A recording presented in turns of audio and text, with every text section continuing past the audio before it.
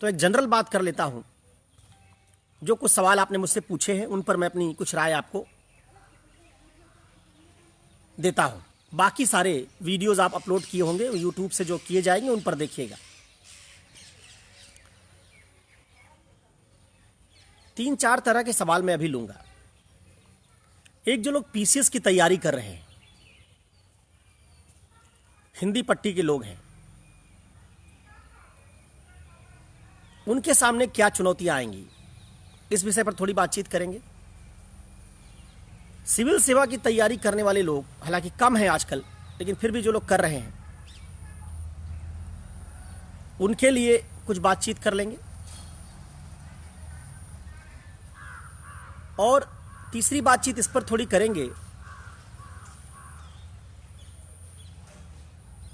कि इलाहाबाद जैसे जगह से, लखनऊ जैसे जगह से हिंदी माध्यम में तैयारी करने वाले लोग इन परीक्षाओं की सफलता सूची में क्यों कम आ पा रहे हैं। बीच में कोई आपका सवाल आएगा तो मैं देखूंगा, उस पर भी चर्चा करूंगा। अजीत सिंह साख का जो सवाल है कि फिलॉसफी ऑप्शनल के बारे में बताएं, यूट्यूब पर ऑप्शनल पर एक अलग चर्चा करूंगा जिसमें अलग अलग ऑप्शनल की स्ट्रेंथ और वीकनेस, इन पर बात करूंगा। देखिए, कई बार मैं कक्षा में भी ये कहता हूं कि आप मुझसे किसी कॉन्टेम्परेरी इशू पर कोई सवाल पूछते हैं, मैं बड़ा कॉन्फिडेंट होता हूं उसका उत्तर देने में। समकालीन मुद्दे पर आप मुझसे कोई बहस पूछते हैं, मैं उस पर बड़ा सहज होता हूं बताने में। लेकिन जब आप विषय कौन सा चुनना चाहिए, कोचिंग करनी चाहिए कि नहीं करनी चाहिए, इस पर सवाल पूछते तो मैं सहज नहीं होता, क्योंकि यहां हितों का टकराव है। मैं खुद भी कोचिंग पढ़ाता हूं। अब जब मैं खुद कोचिंग पढ़ाता हूं तो कोचिंग पढ़ाने से मेरा हित जुड़ा हुआ है, और जहां मेरा हित जुड़ा हुआ है वहां मुझे डर होता है कि मैं जो बात बोलूंगा वो निष्पक्ष होगी या नहीं होगी। इसलिए प्राय मैं इस सवाल का जवाब देने से बचता हूं कि आपको कोचिंग करनी चाहिए या नहीं करनी चाहिए। कोचिंग को लेकर मेरा व्यू थोड़ा नेगेटिव है। मैं समझता हूं कि कोचिंग की भूमिका आपकी सफलता में बहुत कम है। कोचिंग का रोल धीरे धीरे घटता जा रहा है। लेकिन यह बात भी इतनी साफगोई से अगर मैं बोलता हूं तो मेरे ही पेशे के बहुत सारे लोग हैं जिनका हित शायद प्रभावित हो। इसलिए कोचिंग पर मैं बात करने से थोड़ा बचता हूं। दूसरा, विषय कौन सा लें। अब मान लीजिए मैं फिलॉसफी पढ़ाता हूं, तो आप कैसे ही उम्मीद करेंगे कि मैं ये कहूंगा कि फिलॉसफी अच्छा विषय नहीं है। आप हिंदी साहित्य वाले टीचर से पूछेंगे कि कौन सा विषय अच्छा है, वो कभी कहेगा कि हिंदी साहित्य अच्छा नहीं। इतिहास वाले से पूछेंगे कि कौन सा विषय ले, कौन सा विषय अच्छा है, कभी कहेगा इतिहास अच्छा नहीं। तो शिक्षक जो कोचिंग पढ़ाने वाले, इनकी एक दिक्कत है।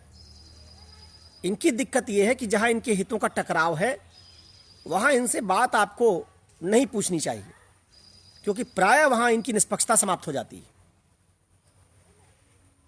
और ये अपने विषय को महिमा मंडित करने में लग जाते हैं। फिर भी मेरी जो समझ है, इस वैधानिक चेतावनी के साथ कि मेरी बात को आप बिल्कुल आप्त पुरुष की तरह मत लीजिएगा। मैं बात जो विषय के बारे में बताऊं कि ऑप्शनल पेपर कैसे चुनना चाहिए, क्या चुनना चाहिए, उसको जो मैं बताऊं, उन बातों को अपने स्वतंत्र स्रोतों से परखिएगा, तभी उस पर यकीन कीजिएगा। अब आइए जरा बात करते हैं इस पूरी परीक्षा और इसकी तैयारी को लेकर। देखिए, मुझे जो लगता है कि जब भी आप किसी परीक्षा की तैयारी करते हैं तो पहले उस पूरी परीक्षा का आपके दिमाग में एक शानदार ब्लूप्रिंट होना चाहिए, और ये आपको पता होना चाहिए कि जिस परीक्षा में आप बैठने जा रहे हैं उसकी चुनौतियां क्या हैं, उस परीक्षा की कठिनाइयां क्या हैं। जैसे मान लीजिए मैं क्रिकेट खेलता हूं और मेरी इच्छा हो कि मैं आगे चल के 7-8 साल का एक बच्चा हूं मैं, और मेरी इच्छा हो कि आगे चल के मैं एक बेहतरीन बैट्समैन बनूं, तो मुझे क्या पता करना चाहिए? मुझे पता करना चाहिए कि अगर मैं बैटिंग करता हूं तो किस किस्म के बॉलर मुझे बॉलिंग करेंगे। लेग ब्रेक फेंकने वाला बॉलर क्या फेंकेगा, ऑफ ब्रेक वाला बॉलर क्या करेगा, कटर कैसे होगा, लेग स्पिन क्या है, ऑफ स्पिन क्या है, किस गेंद की डिफिकल्टी का लेवल क्या है, बाउंसर आएगा तो मैं कैसे खेलूंगा, कौन से बाउंसर को डिसाइड करूंगा हुक करना है, कौन से पे डक करूंगा। जब इन सब बातों का मेरे दिमाग में कंप्लीट ब्लूप्रिंट होता है, तब मैं उस ब्लूप्रिंट के साथ तैयारी करता हूं। और जब मैं रोज प्रैक्टिस करने जाता हूं तो ऑफ स्पिन वाले बॉलर से कहता हूं कुछ गेंद फेंको, उससे ऑफ स्पिन पर अपनी क्षमता आंकता हूं। लेग स्पिन वाले से लेग स्पिन फेंकवाऊंगा, उससे क्षमता आंकूंगा, लेग स्पिन पे मेरा क्या परफॉर्मेंस है, कुछ बाउंसर खेल के देखूंगा। और इस तरीके से मैं 7-8 साल से जब क्रिकेट खेलना शुरू करता हूं तो 16-17 साल तक होते होते 8 साल में मैं अपने आप को मांझता हूं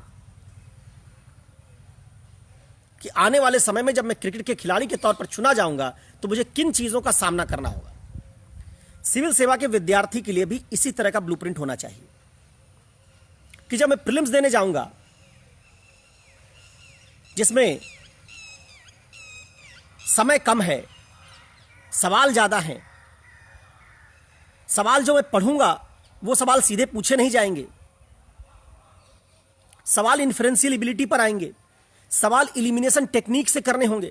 इलिमिनेशन का मतलब होता है कि आपको 4 ऑप्शन दिए गए, 4 में आपको पता नहीं कौन सा है, उत्तर आप सीधे नहीं जानते, लेकिन कुछ अगर तरीका हो उसमें से आप 3 इलिमिनेट कर लें कि ये नहीं हो सकता, तो चौथा इसका मतलब उत्तर बन जाएगा। आपको उत्तर नहीं पता था, आपने इलिमिनेशन से 3 को निकाल दिया कि ये तो उत्तर नहीं हो सकता, इससे आप पहुंच गए कि क्या उत्तर होगा। जैसे आप क्रिकेट के खिलाड़ी के तौर पर बाउंसर खेलना सीखते हैं, वैसे प्रीलिम्स के एग्जाम में आपने इलिमिनेशन सीखा क्या? अगर इलिमिनेशन आपने नहीं सीखा और बिना इलिमिनेशन के आप ज्यादा स्कोर नहीं कर सकेंगे, तो इसका मतलब आपने एक खास तरह की कठिनाई की तैयारी की ही नहीं। तो जब आपके दिमाग में प्रीलिम्स की परीक्षा में किस किस तरह की चुनौतियां हैं, इसका एक कंप्लीट ब्लूप्रिंट होगा। फिर उस ब्लूप्रिंट को सामने रखकर आप तैयारी करेंगे। तैयारी करने के बाद फिर आप टेस्ट सीरीज लगाएंगे, फिर आप देखेंगे टेस्ट सीरीज में आपने किस तरह के सवाल ज्यादा गलत किए, उस तरह के सवाल क्यों गलत हो रहे हैं आपसे, कॉन्सेप्चुअल एरर है, इंफॉर्मेशन की कमी है, इलिमिनेट नहीं कर पाते हैं, क्या हो रहा है। तब जब आप इससे पहचान पाते हैं तो आपको यह पता चलता है कि इस एग्जाम में मेरी कमी यहां पर है। मैं 10-11 साल से कोचिंग पढ़ा रहा हूं और मैंने बहुत कम हिंदी माध्यम के विद्यार्थियों को देखा है जिनको अपनी कमियों का ठीक से अंदाजा हो कि मेरी कमी कहां है। मैं सवाल पढ़ने में कितना समय लगाता हूं। मान लीजिए एक औसत विद्यार्थी के तौर पर आप सवाल पढ़ने में 15 से 20 सेकंड या 25 सेकंड का समय खर्च करते हो। कभी जोड़कर आपने देखा कि 100 सवाल पढ़ने में कितना समय लगेगा? क्या देखा उसके बाद इलिमिनेशन करने के लिए आपको कितना टाइम चाहिए? टाइम का कोई आपने कैलकुलेशन बनाया? कभी इसको कैलकुलेट किया? तो एक एक एस्पेक्ट से जब आपका परिचय होता है तब ये एग्जाम क्या चुनौतियां लेकर आता है और आपके पास उन चुनौतियों से निपटने के लिए आपके तर्कस में, तुड़ीर में कितने तीर हैं, इसको आप समझ पाते हैं। देखिए, ये एग्जाम हर आदमी के लिए अलग अलग है क्योंकि हर आदमी की क्षमता अलग अलग है। जिसका आईक्यू बहुत बेहतरीन होगा, इलिमिनेशन टेक्निक बहुत बेहतरीन होगी, उसको सिर्फ इंफॉर्मेशन जुटानी है थोड़ी सी। जिसकी इलिमिनेशन टेक्निक कमजोर होगी, इन्फ्रेंशियल एबिलिटी कमजोर होगी, उसको सिर्फ इंफॉर्मेशन जुटाने से काम नहीं चलेगा, उसको ये टेक्निक्स भी सीखनी पड़ेंगी। तो 2 विद्यार्थी इस परीक्षा की तैयारी करेंगे, लेकिन दोनों की तैयारी का तरीका एक नहीं होगा, दोनों की तैयारी का तरीका अलग अलग होगा। मुख्य परीक्षा में भी जब आप आएंगे तो वहां भी अब आप कभी आपने देखा हो, अगर जो 19-20 सवाल पूछे जाते हैं जीएस के पेपर में, उनमें से 12 सवाल ऐसे होंगे, 11-12 सवाल ऐसे होंगे जो लगभग सब लोग कर लेंगे। जो 8 सवाल बचते हैं उन 8 सवालों को आप कैसे हैंडल करेंगे, कर पाएंगे या नहीं कर पाएंगे, इससे तय होगा कि आप सिलेक्ट होंगे या नहीं होंगे।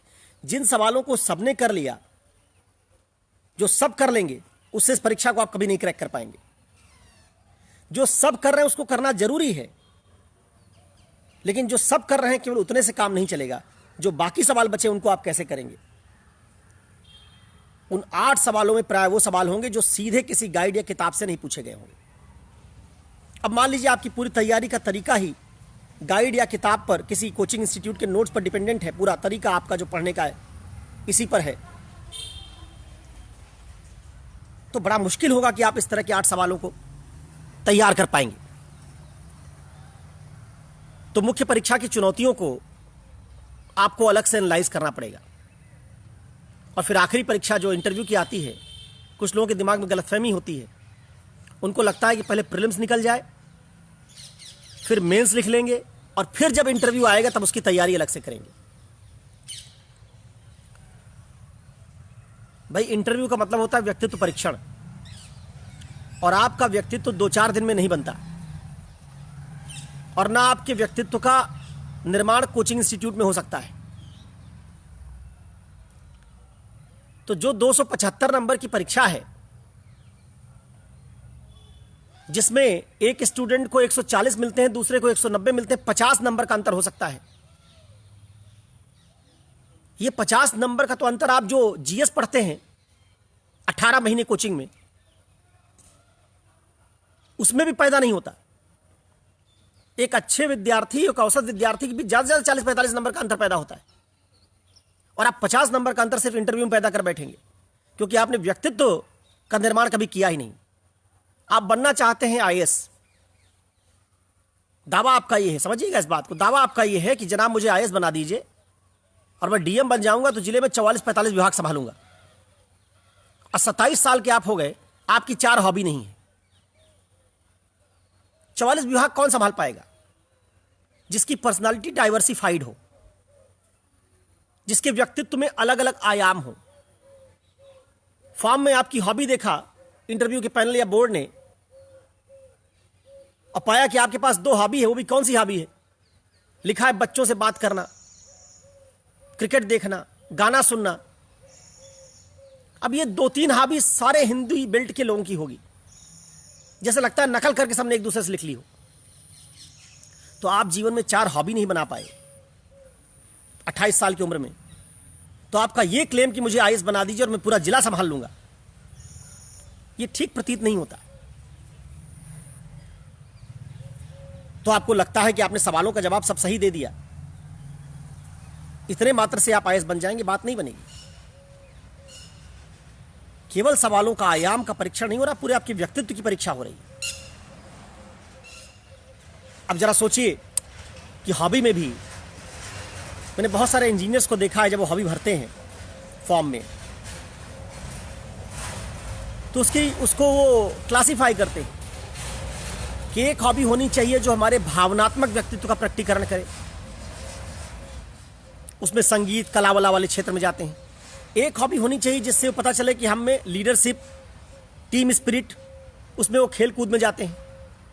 एक हॉबी होनी चाहिए जिससे हमारी तार्किक क्षमता का पता चले, उसमें पढ़ना लिखना, कोई तार्किक बात पर जोर डालते हैं।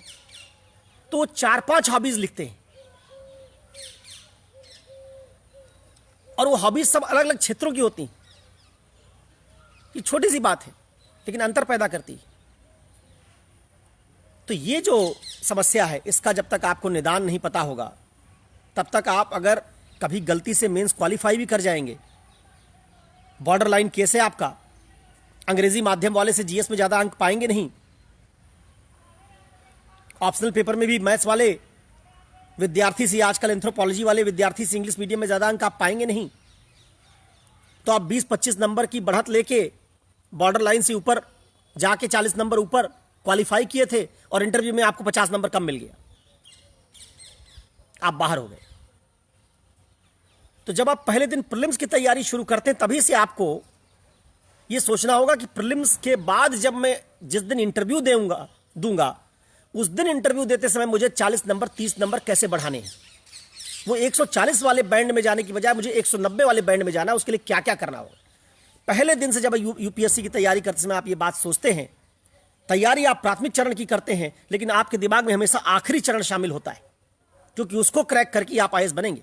चाहे आप 4 मेंस लिख लें, उसके बावजूद उसका नतीजा 0 है जब तक कि आप इंटरव्यू क्वालिफाई नहीं करते। क्या ये कंप्लीट विजन आपके दिमाग में है? इस पर मैं यूट्यूब चैनल पर उस पर अलग अलग बातें बताऊंगा, उनको सुनिएगा, उससे देखिएगा कि कैसे कंप्लीट तैयारी करनी चाहिए। अब रही बात क्या कठिनाइयां हैं सिविल सेवा की परीक्षा की, हिंदी माध्यम के विद्यार्थियों के लिए 4-5 कठिनाइयां जो मैं समझ पाता हूं,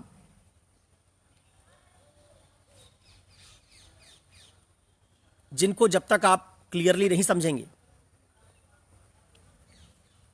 तब तक इस परीक्षा को अब क्रैक करना मुश्किल है।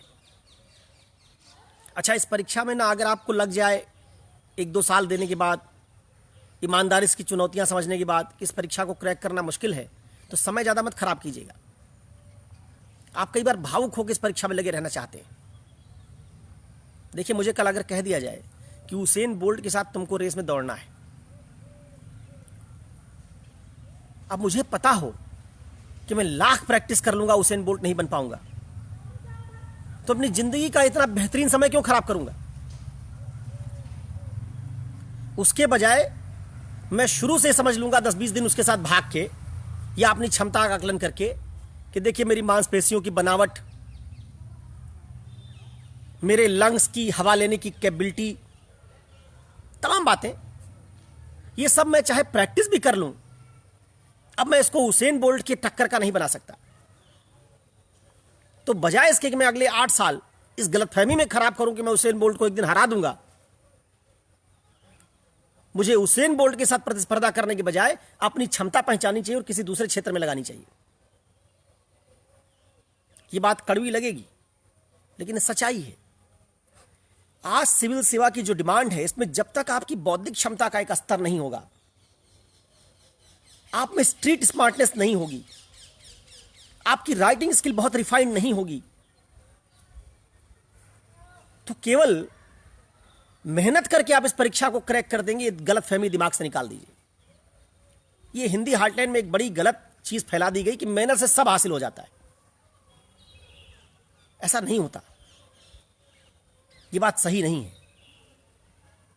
मेहनत के साथ बहुत सारे और इंग्रेडिएंट्स हैं जिनको आप इसके साथ जोड़ेंगे तभी आप सफल होंगे। अक्सर मैं क्लास में उदाहरण देता हूं कि एक रिक्शा वाला बड़ा मेहनत करता है, लेकिन जिंदगी भर गरीब रहता है।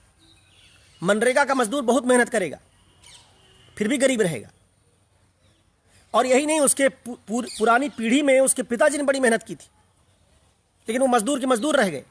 4 पीढ़ियों से मजदूरी कर रहे हैं, सब मेहनतकश थे। तो आप 14 घंटे 13 घंटे पढ़ेंगे, केवल मेहनत कर देंगे, इससे ये बात बन जाएगी, इस समझ को छोड़ दीजिए। जैसे मैंने उसेन बोल्ट वाले एग्जांपल से आपको समझाया है, जो आईआईटी में लोग गए और वो आजकल यूपीएससी देने के लिए लौट रहे हैं, तभी सोचिए कि उनके साथ 12वीं कक्षा में आईआईटी कितने लोगों ने दिया होगा। बहुत सारे लोगों ने दिया होगा। कोटा वोटा से कोचिंग करने के बाद सिलेक्ट कितने हुए? 3-4 हजार 5 हजार लोग। इसका मतलब वो 3-4-5 हजार लोग आईआईटी में जो गए, कौन से लोग हैं? वो देश का क्रीम है, सबसे बुद्धिमान लोग हैं। अब ये गए आईआईटी में, सबसे बुद्धिमान पहले से थे। आप पहुंचे राम मनोहर लोहिया विश्वविद्यालय में, छत्रपति साहू जी महाराज विश्वविद्यालय में। वो सबसे ज्यादा बुद्धिमान लोग थे पहले भी, और फिर आईआईटी में गए जहां उनकी क्षमता को निखारा जा रहा है।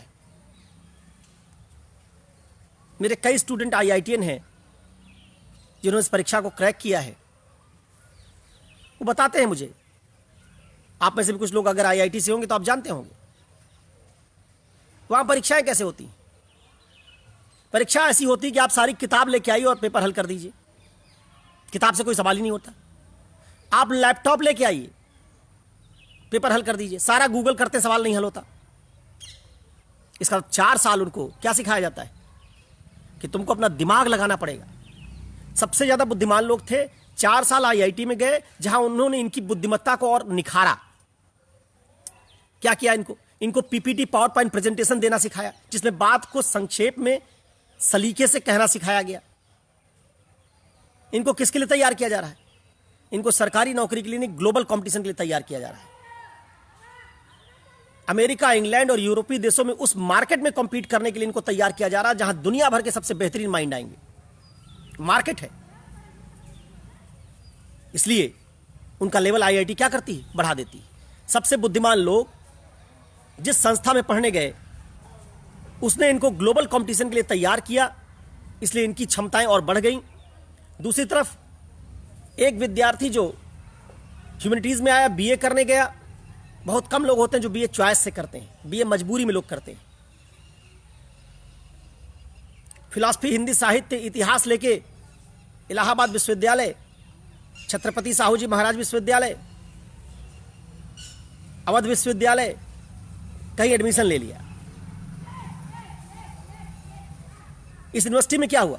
उधर आईआईटी वाला बच्चा जो सबसे बुद्धिमान है, उसको ऐसे सवाल पूछे जा रहे हैं जो सवाल उसने कभी नहीं देखे थे, गूगल करने से नहीं मिल रहे, किताब में नहीं मिल रहे, और उनको हल कर रहा है। दूसरी तरफ यहां क्या हो रहा है? यहां 10 सवाल इंपॉर्टेंट उसने गेस किया बच्चे ने बीए में, बीए 1 में, और उसी 10 में से 5 फंस गया। पिछले साल वाला सवाल हटा दिया जो पूछा गया है, बाकी 10 सवाल निकाला, उसमें 5 फंस गया। ये 5 फंसा हुआ सवाल इंपॉर्टेंट लगा के इसने 3 साल में 15 सवाल लिख के बीए की डिग्री ले ली। ना इसकी राइटिंग स्किल इंप्रूव हुई, ना इसकी प्रेजेंटेशन स्किल इंप्रूव हुई। इसने 5 सवाल रटे और समय सीमा के भीतर जाकर इस परीक्षा में वही लिख दिए। बताइए, 3 साल में जिसको बीए की डिग्री मिली, उसमें कोई स्किल डेवलप हुई? अब ये बीए की डिग्री लेने के बाद इसको गलतफहमी हो गई कि बीए कर लिया, 60% हमको नंबर आए हैं, तो क्या चाहता है ये? उस आईआईटी के साथ सिविल सेवा में मुकाबला करना चाहता है। वो आईआईटी क्या क्या लेके आया है? एटॉमिक मिसाइल्स लेके आया है, और आप देसी पिस्तौल कट्टा लेके गए। करेंगे उससे मुकाबला? भाई, ना आपको लिखना आता है, ना आपने बौद्धिक क्षमता का विकास किया, ना आपकी यूनिवर्सिटी सिस्टम ने। मैं ये नहीं कह रहा हूं कि सारा दोष आपका है, दोष यूनिवर्सिटी सिस्टम का है। इलाहाबाद विश्वविद्यालय में अगर ऐसे सवाल पूछे जाते फिलॉसफी में बीए 1 में, कि आप सारी किताब पढ़ लेते और उसके बावजूद सारा गेस लगा लेते, अब फिर आप जाते परीक्षा देने, और तब भी आप पाते कि पेपर में जो सवाल आए हैं वो गेस और इंपॉर्टेंट से फंसे नहीं है, तब विद्यार्थी क्या करता? तब विद्यार्थी साल भर बहुत सारे सवालों की तैयारी करने में एनर्जी लगाता। फिलॉसफी पढ़ता तो फिलॉसफी केवल परीक्षा में पास होने के लिए न सीखता, फिलॉसफी में रुचि लेता, दार्शनिकों के बारे में जानने की कोशिश करता, इतिहास इसलिए पढ़ता जिससे इतिहास को समझ में आए। अभी बीए में इतिहास पढ़ने वाला विद्यार्थी इतिहास इसलिए पढ़ता जिससे परीक्षा में पास हो जाए, 60% नंबर आ जाए।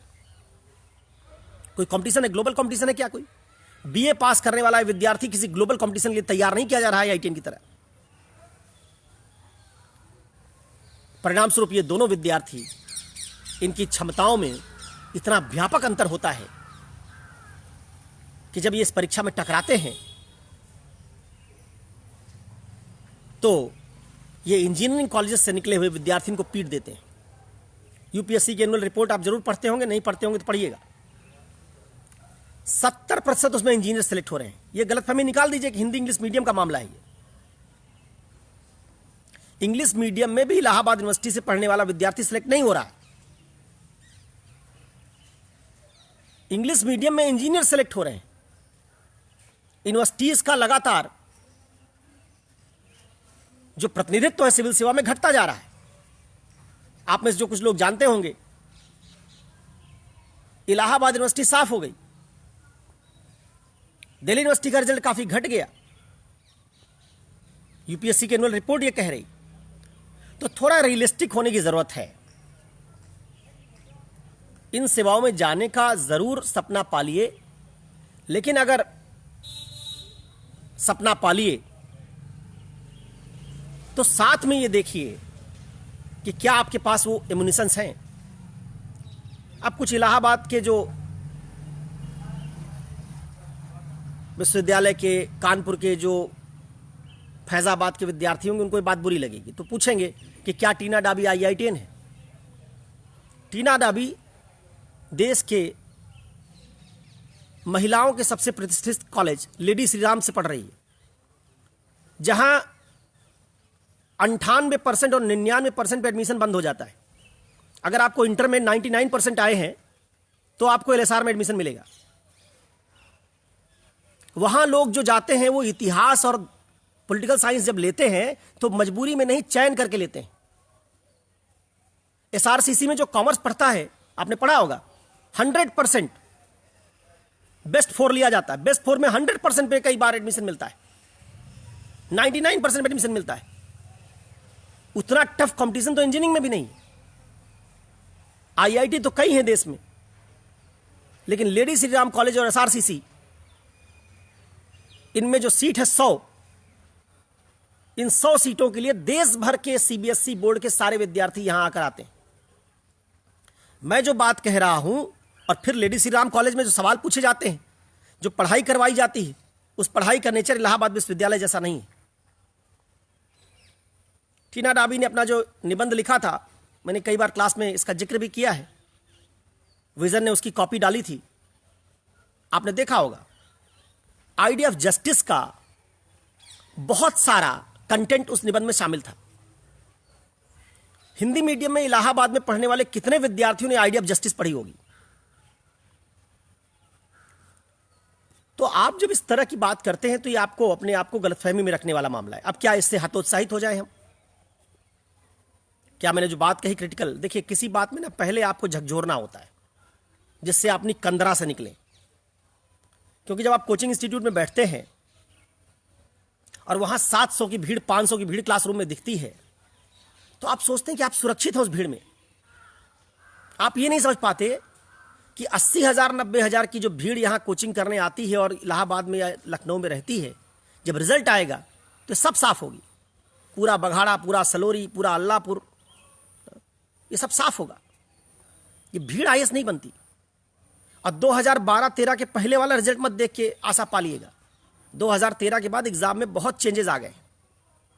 अब ये एग्जाम इन्फ्रेंशियल एबिलिटी का, राइटिंग स्किल का, प्रेजेंटेशन टेक्निक का, इसका एग्जाम बन चुका है। 2013 के पहले 2012-11 तक ये एग्जाम आपके बीए जैसा एग्जाम था। आप 20-30 सवाल गेस करते थे, वो 20-30 सवालों में से ही आपके सवाल 5 फंस जाते थे, उनको आप लिख आते थे और अच्छा लिख के आप सेलेक्ट हो जाते थे। तब आप यूनिवर्सिटी सिस्टम में जिस तरह की क्षमता लेके जाते थे, उसी तरह की क्षमता की मांग सिविल सेवाओं में भी थी। अब आपका यूनिवर्सिटी सिस्टम आपको वही 5 सवाल करना, इंपॉर्टेंट गेस करके लिखना सिखा रहा है, जबकि यूपीएससी 20 सवाल पूछ रही, जहां 7 मिनट में एक सवाल करना होता है। कभी भाग देके देखिएगा, 180 मिनट मिलते हैं, 19-20 सवाल करना है। 180 मिनट में 19 सवाल पढ़ने में, एक सवाल पढ़ने में 1 मिनट लगता है। 20 मिनट निकाल दीजिए पढ़ने का। एक सवाल से दूसरे सवाल पर जब आप जाते हैं तो लगभग 15 से 20 सेकंड खर्च होता है। 400 सेकंड इसमें चला जाएगा, मतलब 7-8 मिनट आपका इसमें नष्ट हो जाएगा। इसका 30 मिनट आप लिखने में इस्तेमाल नहीं करेंगे। 30 मिनट को घटा दीजिए 180 में से, बचा 150। 20 सवाल से भाग दीजिए 150 में, 7.5 मिनट मिला आपको लिखने के लिए सवाल। आप में से कितने लोगों ने 7.5 मिनट में सवाल लिखने की साल भर प्रैक्टिस की है? अभी मैंने उदाहरण दिया था आपको शुरुआत में कि जब मैं क्रिकेटर बनना चाहता हूं, अब मुझे पता चलता है कि मैं भारतीय टीम में खेलना चाहूंगा, तो मुझे पता है कि भारतीय टीम ऑस्ट्रेलिया भी जाएगी, न्यूजीलैंड भी जाएगी, और ऑस्ट्रेलिया न्यूजीलैंड में बाउंसर भी फेंके जाएंगे। तो मुझे शॉर्ट गेंद खेलना आनी चाहिए, शॉर्ट पिच गेंद खेलनी आनी चाहिए। उसकी मैं प्रैक्टिस करता हूं, तब मैं भारतीय टीम में अपनी जगह बना पाऊंगा। सब कंटेंट में मुझे खेलना है तो मुझे स्पिन आनी चाहिए। ठीक वैसे अगर आप सिविल सेवा में जाना चाहते हो और 7.5 मिनट या 7 मिनट आपको सवाल लिखने के लिए मिलेगा, तो 7 मिनट में सवाल लिखने की कितनी ट्रेनिंग है आपकी? अगर ये ट्रेनिंग आपकी नहीं है तो आपका पैटर्न तो यूनिवर्सिटी सिस्टम वाला है और यूपीएससी उस सिस्टम का सवाल नहीं पूछता। आप जब 30 मिनट 40 मिनट में बीए का सवाल या एमए का सवाल लिखते हैं तो भूमिका बनाते हैं लंबी चौड़ी। मैं अक्सर क्लास में कहता हूं, हम लोग भी जब तैयारी करते थे इलाहाबाद में, तो एक बड़ा रोचक उदाहरण मैं क्लास में देता हूं। इतिहास का कोई आंसर लिखना है, पाल प्रतिहार राष्ट्रकूट संघर्ष का, त्रिकोणीय संघर्ष का, शुरुआत कर रहे हैं कि अभी संधि की स्याही सूखने भी नहीं पाई थी कि तलवारें फिर से झंझना उठी। जब लिखते थे कि भूमिका को जोरदार होनी चाहिए, लाक्षणिक भाषा का प्रयोग, अलंकारिक भाषा का प्रयोग, एक पैरा भूमिका में ही लगा दिया। यह हमारी लिखने की स्टाइल है। और यूपीएससी में कुल 2 पैरा में सवाल ही खत्म करना है आपको। 7.5 मिनट में अगर 25 शब्द प्रति मिनट भी आपकी रफ्तार है तो करीब करीब 175 शब्द आप लिख पाएंगे। एक लाइन में 10 से 11 शब्द आते हैं। 175 शब्द का मतलब है कुल 15-14 लाइन। 15 लाइन में आपको आंसर लिखना है, उसमें क्या भूमिका बनाएंगे आप? इन बातों का आपको ठीक से भान होना चाहिए। इस एग्जाम की पूरी चुनौती को प्रीलिम्स से लेकर इंटरव्यू तक पहले एक एक करके अलग कीजिए। जब इस तरह का अलगाव आप करेंगे तब आप यह भी समझ पाएंगे कि कहां आप कमजोर पड़ रहे हैं, किस स्थान पर आपकी क्षमता कमजोर है, वहां आपको प्रयास करने की ज्यादा जरूरत है। तो क्या हमको निराश होना चाहिए? बिल्कुल निराश नहीं होना चाहिए। लेकिन जो लोग ना इंग्लिश मीडियम के सिलेक्ट होते हैं, जिनका आप फेसबुक पर जिनका यूट्यूब पर बाकी जगह वीडियो देखते हैं, उनका वीडियो देख के अपनी स्ट्रेटजी मत बनाइए। वो जितनी क्षमता लेके आए हैं, जितनी क्षमता उनकी इंजीनियरिंग कॉलेज ने बढ़ाई, मेडिकल कॉलेज ने बढ़ाई।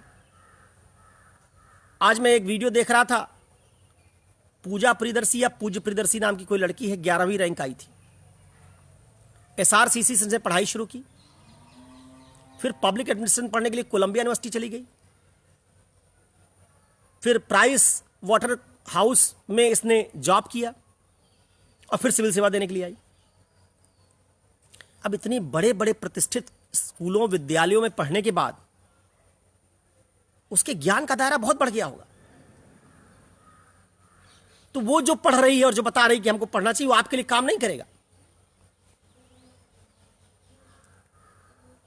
आपके प्रेजेंटेशन की स्किल आपको 0 शुरू करनी पड़ेगी, जबकि हो सकता है उसने प्रेजेंटेशन स्किल पर ज्यादा बात ना की हो, क्योंकि तमाम बेहतरीन कॉलेजेस और यूनिवर्सिटीज में पढ़ने के बाद किसी एक बहुत प्रतिष्ठित कंपनी के लिए काम करने के बाद जहां उसको प्रेजेंटेशन बनाना पड़ता हो, उसकी ये क्षमताएं डेवलप हो चुकी हो। तो यूट्यूब पर जब आप टॉपर्स देखेंगे, जो में से ज्यादातर टॉपर्स इंजीनियर्स हैं या डॉक्टर्स हैं, उनका मॉडल आपके लिए काम नहीं करेगा। तो निराश नहीं होना है। तब आपको अपना मॉडल ढूंढना है कि इलाहाबाद या हिंदी माध्यम के विद्यार्थियों का मॉडल क्या हो सकता है, हमको कहां एनर्जी लगानी चाहिए। जैसे आप इकोनॉमी में शायद मुकाबला नहीं कर पाएंगे, क्योंकि इकोनॉमी में अंग्रेजी में मटेरियल बहुत उपलब्ध है,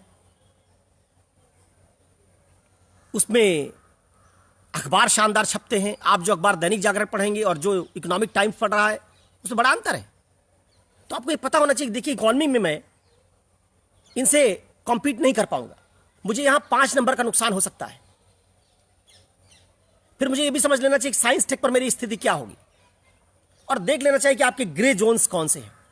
और क्या देखना चाहिए कि निबंध में मैं जिस किस्म की कबीर की कविता लिख सकता हूं, साखी लिख सकता हूं, तुलसीदास की चौपाई लिख सकता हूं, धूमिल सर्वेश्वर दयाल सक्सेना, रघुवीर सहाय को लिख सकता हूं, वो ये कोलंबिया यूनिवर्सिटी वाला नहीं लिख पाएगा।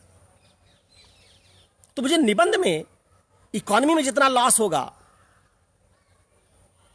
साइंस टेक में जितना लॉस हो सकता है इंजीनियर से कॉम्पीट करते समय, उतना लॉस मैं निबंध में पूरा कर लूंगा। मुझे मिथक शास्त्र आता है, रामायण महाभारत पता है,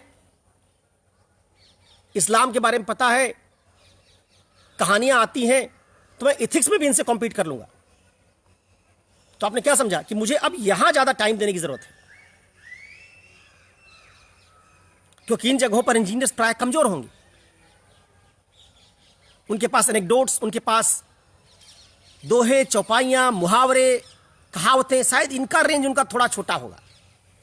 और इनकी जरूरत कहां पड़ेगी? इनकी जरूरत एथिक्स में पड़ेगी, इनकी जरूरत निबंध में पड़ेगी। यहां हिंदी मीडियम का स्टूडेंट उनसे एडवांटेज ले सकता है। तो आपको ना ये निराश होने की बात नहीं है, लेकिन कुछ जगहें ऐसी हैं जिनमें इंग्लिश मीडियम नहीं, इंजीनियर्स को एडवांटेज है, और कुछ जगहें ऐसी हैं जहां साहित्य, दर्शन और इतिहास के विद्यार्थी को एडवांटेज मिल सकता है। भारत में जब विदेशी टीम खेलने आती तो हम क्या करते हैं? हम प्राय स्पिन फ्रेंडली विकेट बनाते हैं कि आओ हमारी पिच पे खेलो, बताते हैं तुमको। बॉल टर्न करती है, विदेशी खिलाड़ी उतनी बढ़िया स्पिन नहीं खेल पाते, भारत का पलड़ा भारी रहता है। वैसे आपको समझना होगा कि आपकी पिच कौन सी है। आप बाउंसी ट्रैक पर न्यूजीलैंड गए, भारत की टीम न्यूजीलैंड गई थी, हार के आई, वो आपका पिच नहीं है। तो कई बार न्यूजीलैंड जितना बढ़िया सीम खेल लेगा, इंग्लैंड के खिलाड़ी जितना बढ़िया सीम खेल लेंगे, उतना आप नहीं खेल पाएंगे। इसलिए भारत के खिलाड़ी कई बार काउंटी वाउंटी खेलने जाते हैं कि उतना बढ़िया ना भी खेल पाए तो भी उस कंडीशन में जाने पे फेल ना करें। तो आपको इकोनॉमी, साइंस, जिन विषयों को आपको पता हो कि इनमें हम बिल्कुल इंग्लिश मीडियम के क्षमता की तैयारी नहीं कर सकते, वहां इतनी तैयारी कीजिए कि ज्यादा लॉस में ना रही। और निबंध में मेरे एक विद्यार्थी मुझे दिखा कि इसमें देख रहे हैं वो, ये लाइव सेशन मुझे दिखा, आशुतोष द्विवेदी उनका नाम है। 164 या 65 नंबर उनको निबंध में आए थे। सिविल सेवा में सिलेक्टेड है, फिलॉसफी के मेरे स्टूडेंट रहे, एथिक्स के, और अंग्रेजी माध्यम में निबंध में लोगों को 140-45 नंबर आए थे। 20-22 नंबर का आशुतोष ने उनसे निबंध में क्या ले लिया, लीड ले लिया। आजकल इंडियन अकाउंट सर्विसेज में है, अभी मुझे दिखाई दिया कि उनका फ्लैश हुआ कि वो देख रहे हैं सत्र को। तो आप आशुतोष जैसी स्ट्रैटेजी बनाकर निबंध में अतिरिक्त 20 अंक ले आने की कोशिश कीजिए, एथिक्स में 15 अंक, 10 अंक अतिरिक्त ले आने की कोशिश कीजिए। और इंटरव्यू के लिए अभी से आपको अपने दिमाग में एक व्यक्तित्व परीक्षण के लिए एक पूरी स्ट्रेटजी बनानी होगी कि जब मैं इंटरव्यू देने जाऊं तो हिंदी माध्यम का विद्यार्थी होने के बावजूद कोलंबिया यूनिवर्सिटी से पढ़ के नहीं आया हूं, लेकिन जब मैं व्यक्तित्व परीक्षण दूं, वहां बोलूं तो बात जो मैं बोलूं वो किसी कोचिंग इंस्टीट्यूट की सिखाई हुई बात ना हो। हिंदी माध्यम के विद्यार्थी कोचिंग पर बहुत निर्भर होते हैं, अपने मौलिक चिंतन को विकसित नहीं करते, ये विश्लेषण की क्षमता बड़ी कमजोर होती है। मैंने देखा है कि इंग्लिश मीडियम के स्टूडेंट्स जब इंटरव्यू का कॉल आता है तो मॉक देने सिर्फ जाते हैं, और हिंदी मीडियम के बहुत सारे स्टूडेंट्स क्लास करने जाते हैं। 6 साल से तैयारी कर रहे हैं आईएएस, सब कोचिंग घूम चुके हैं, फिर भी अभी क्लास करने जा रहे हैं। उन्हीं टीचर्स को सुनने जा रहे हैं जिनका व्यू पॉइंट 5 साल कोचिंग करके सुन चुके। वही जवाब जो एक स्टूडेंट ने दिया वही 25 देंगे। बताइए आपको कौन चुनेगा? एक सवाल मैंने पूछा, मैं इंटरव्यू लेने वाला हूं, हिंदी मीडियम के ए स्टूडेंट ने भी वही जवाब दिया, बी ने भी वही जवाब दिया, सी ने भी वही जवाब दिया। क्या अंक दूंगा मैं आपको? यूट्यूब पर जो वीडियो शेयर करूंगा उसमें आपको कुछ सवालों के जवाब बताऊंगा। जैसे मैं फिलॉसफी पढ़ाता हूं, मेरे एक स्टूडेंट है कवन लिम्बसिया। फिलॉसफी क्या है इसका कवन लिम्बसिया ने एक जवाब दिया, मुझे लिखा उन्होंने फेसबुक पोस्ट पर, बहुत लंबा लिखा, मैं आपके साथ शेयर भी करूंगा। कवन ने लिखा कि सर जिस मोमेंट मैंने ये जवाब दिया कि फिलॉसफी क्या सवाल मुझसे पूछा, वो जवाब मैंने करीब 2 मिनट में खत्म किया, 1.5-2 मिनट में। और जवाब देते मैं समझ गया सर कि मैंने इंटरव्यू को नेल कर दिया। कवन को उस एक जवाब की बदौलत इंटरव्यू में 205 अंक आए। शानदार जवाब दिया उसने। लेकिन अगर मेरा सिखाया जवाब वो देता, मैं फिलॉसफी पढ़ाता हूं, मेरा सिखाया जवाब भी अगर कवन देता तो 180 नंबर ज्यादा नहीं पा सकता था। आपको अपनी क्षमता को निखारने की जरूरत है, अपने मौलिक चिंतन को निखारने की जरूरत है। वो कोचिंग के इंस्टीट्यूट्स के नोट से नहीं आएगा। हिंदी मीडियम के विद्यार्थियों में गाइड पढ़ने की प्रवृत्ति इतनी बढ़ी है, कोचिंग इंस्टीट्यूट का मटेरियल खरीदते हैं आप। गाइड और नोट से मौलिक चिंतन विकसित होता है। किताब पढ़ना आपने बंद कर दिया, कोई किताब ही नहीं पढ़ते, इससे काम नहीं चलेगा भाई। किताब की ओर लौटना पड़ेगा, भाषा समृद्ध करनी पड़ेगी, प्रेजेंटेशन की स्किल सीखनी पड़ेगी नई, कम समय में बात कहने का सलीका सीखना पड़ेगा, निबंध और एथिक्स जैसे विषयों को मजबूती से तैयार करना पड़ेगा। यहां आपकी बहुत स्ट्रेंथ है। ऑप्शनल पेपर में एक्सपेरिमेंट करने होंगे, अलग अलग तरीके से सवाल लिखने के मॉडल डेवलप करने पड़ेंगे। लोगों को दिखाना पड़ेगा। जनरली हिंदी माध्यम का स्टूडेंट नोट्स तैयार करता है, उसको रख लेता है, दिखाता ही नहीं। अरे अपने 10 मित्रों में बांट दो नोट्स और कहो मैंने 4 सवाल लिखे हैं प्लेटो के प्रत्ययवाद पर, 4 सवाल लिखे हैं भारत की आर्थिक चुनौतियों पर। इन चारों सवालों को देख के बताओ कि इनमें से कौन सा प्रेजेंटेशन का तरीका, 4 तरीके जो लिखा सबसे बेहतर लग रहा है, जिस पर 4 लोग रेट कर दें। इसका मतलब वो तरीका 4 लोगों को, निष्पक्ष लोगों को आकर्षक लग रहा है। इस तरीके को एग्जाम में यूज कीजिएगा। तो आप टेस्ट करते हैं अपने आप को कि उसी सवाल को एक तरीके से लिखा, उसी सवाल को दूसरे तरीके से लिखा, उसी सवाल को तीसरे तरीके से लिखा। मेरे पास कई टेम्पलेट्स हैं सवाल लिखने की। ये दुर्भाग्य से कोचिंग नहीं सिखाएगी। कोचिंग जब 700 विद्यार्थियों को बैठा के आपको पढ़ाएगी, बिजनेस करेगी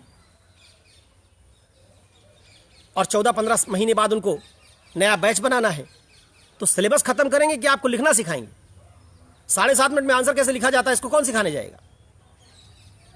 आप लिख भी देंगे तो उसको चेक कौन करेगा? इसलिए कोचिंग की लिमिटेशन को समझिएगा। कोचिंग बस केवल आपको इंफॉर्मेटिव जनरलाइज्ड नॉलेज दे सकती है। मैं इस बात के ही बहुत खिलाफ हूं कि 400-500 विद्यार्थी कोचिंग इंस्टीट्यूट्स की क्लास में बैठने चाहिए। टीचर से कोई इंटरेक्शन ही नहीं हो पाता। विद्यार्थी सवाल नहीं पूछते, केवल सुनते हैं। अरे सुन के वो विद्यार्थी अच्छा कर सकता है जिसकी विश्लेषण की क्षमता पहले से बढ़ी हुई है। तो वाजीराम में अगर इंजीनियर्स चले गए केवल सुनने, इसलिए क्योंकि उनको कुछ इंफॉर्मेशन चाहिए, बल्कि उनके पास अपनी एनालिसिस की क्षमता है बाकी, तो वहां तो काम चल जाएगा। लेकिन अगर मुखर्जी नगर में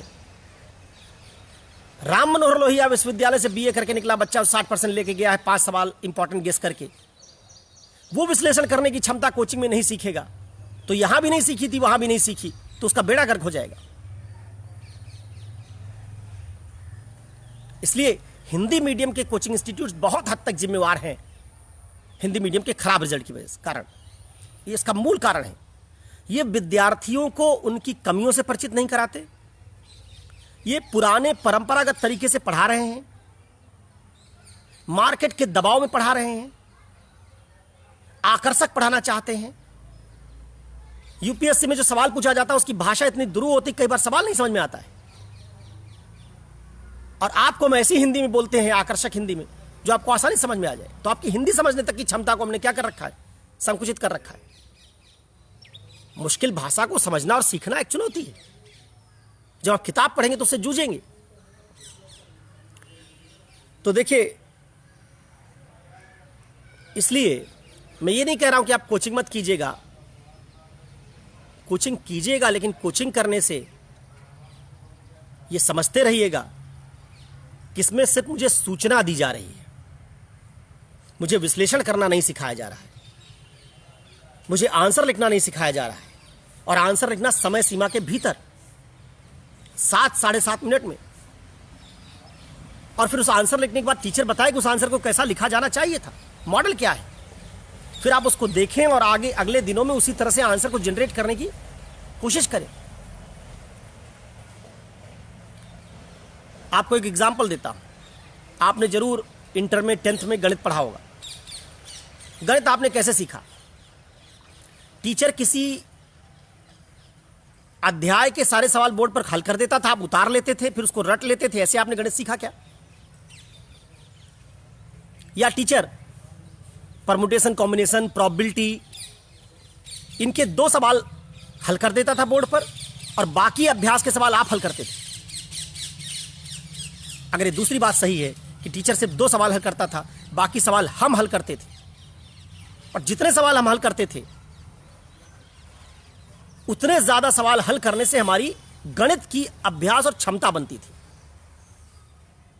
और तब हम गणित सीखते थे। सिविल सर्विसेज में भी अगर आपको कहा जा रहा है कि हमारी कोचिंग में आइए, नोट्स भी हम ही देंगे, गाइड भी हम ही देंगे, अखबार का एनालिसिस भी हम ही करके दे देंगे, तो आपको कोई अभ्यास करने दिया जा रहा है?